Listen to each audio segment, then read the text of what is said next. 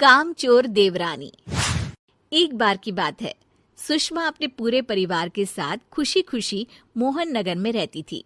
उसकी 2 बहुएं थी, पल्लवी और शिवानी। एक दिन दोनों बहुएं रसोई में काम कर रही होती है कि तभी उनकी सास सुषमा उन्हें बुलाती है। अरे बहू, जरा इधर तो आना। शिवानी, जरा जाकर देखना सासू माँ क्या कह रही हैं। दीदी आप ही देख लो ना जाकर, आपको भी तो सुनाई दे रहा है।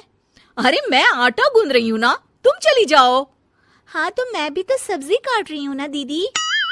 अरे बहू जल्दी आओ। ओह, ये तो जाएगी नहीं। मैं ही जाकर देखती हूँ कि क्या करना है। पल्लवी सुषमा के कमरे में जाती है। जी मम्मी जी, क्या हुआ? शाम को घर पर कुछ मेहमान आने वाले हैं, तो तुम अच्छा सा खाना बना लेना बहू। ठीक है मम्मी जी, आप बता दीजिए क्या क्या बनाना है और कितने लोग आ रहे हैं। सुनील की मौसी जी और उनका पूरा परिवार आ रहा है। कुल मिलाकर 3 लोग और हमें मिलाकर हुए 9 लोग। तो अभी से ही तैयारी करना शुरू कर दो। और हाँ, घर की सफाई भी कर देना, हाँ अच्छे से। जी मम्मी जी, सब काम हो जाएगा, आप चिंता मत कीजिए। पल्लवी शिवानी को घर में मेहमान आने वाले हैं इसके बारे में बताती है। क्या 9 लोगों का खाना बनाना होगा, घर की सफाई करनी है? बाप रे, सासू माँ ने तो हमें घर की नौकरानी ही समझ कर रखा है। ऐसा नहीं बोलते शिवानी, हम इस घर की बहू हैं और घर के काम करना हमारा फर्ज है। दीदी तो है ही सासू माँ की चमची, जब देखो सासू माँ सासू माँ। मैं तो इतना सारा काम नहीं करने वाली।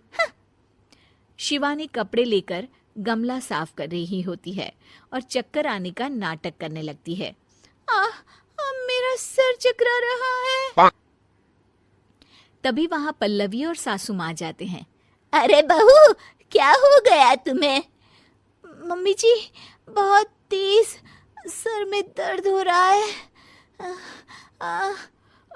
तुम एक काम करो शिवानी, आराम कर लो। नहीं नहीं दीदी, घर में मेहमान आने वाले हैं, मुझे आपकी मदद करनी चाहिए। अरे कोई बात नहीं शिवानी, तुम आराम कर लो, मैं सब काम कर लूंगी। ठीक है दीदी, अगर आप इतना कह रही हैं तो आराम कर लेती हूँ। शिवानी आराम से अपने कमरे में मैगजीन पढ़ रही होती है। इसे कहते हैं आराम की जिंदगी। इतना सारा काम। चलो सारा काम खत्म हो गया, शिवानी को देख आती हूँ। शिवानी अपने कमरे में ईयरफोन में गाने सुनते सुनते सो जाती है और उसके साइड में मैगजीन भी रखी होती है। पल्लवी वहां आ जाती है और वो सब देखती है। ओहो, तो मतलब सब काम चोरी का बहाना था। अभी बताती हूँ इसको। घर का सारा काम मुझे करना पड़ा और ये महारानी यहाँ मैगजीन पढ़ रही है, गाने सुन रही है। पल्लवी रसोई से एक प्लेट और चम्मच लेकर आती है और शिवानी को थाली बजाकर उठाने लगती है। शिवानी अचानक से उठती है। उठ गई महारानी, गाने भी सुन लिए, मैगजीन भी पढ़ ली। तुम तो बहुत बड़ी झूठी निकली शिवानी। तुमने सर दर्द का बहाना बनाया ताकि काम करने से बच सको। हाँ बनाया बहाना, तो क्या करती, इतने सारे काम करती। मुझे कोई शौक नहीं है चापलूसी का। क्या चापलूसी? तुम्हें लगता है कि मैं सारे काम चापलूसी के लिए कर रही हूँ? और नहीं तो क्या। तभी वहां सासू माँ आ जाती हैं। अरे बहू, वो लोग बस आने ही वाले हैं, तुम तैयारियां कर लो। जी सासू माँ, तुझे तो मैं बाद में देखती हूँ। सब खाना खाने बैठते हैं और खाना शुरू करते हैं। तभी सुनील की मौसी बोलती है। वाह भाई वाह, खाना तो बहुत ही अच्छा बना है सुषमा जी, एक एक चीज में क्या स्वाद है। ये सुनकर शिवानी मुंह बना लेती है।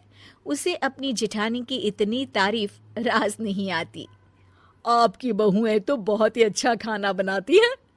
हाँ बनाती तो दोनों ही अच्छा है, पर आज ना ये सारा खाना बड़ी बहू ने बनाया है। छोटी बहू की तबीयत ठीक नहीं थी, सो इसलिए। मानना पड़ेगा सुषमा जी, आपकी बड़ी बहू तो बहुत ही गुणवान है।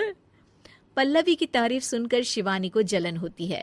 पल्लवी ये सुनकर खुश हो जाती है और शिवानी की तरफ देखकर उसे चिढ़ाती है। कुछ देर बाद मेहमानों के जाने का वक्त हो जाता है। मौसी जी सबके लिए उपहार लाई होती है। वो सबको शगुन के पैसे देती हैं और अंत में पल्लवी के पास आती है।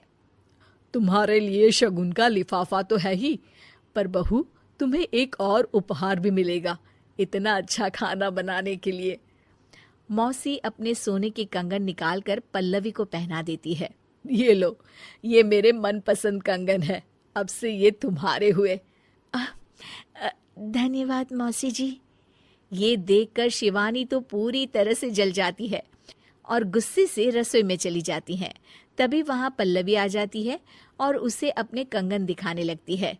देवरानी जी, अब आपका सर दर्द ठीक तो है ना? मुझे लगता है कि अब सर दर्द शुरू हो गया होगा आपका।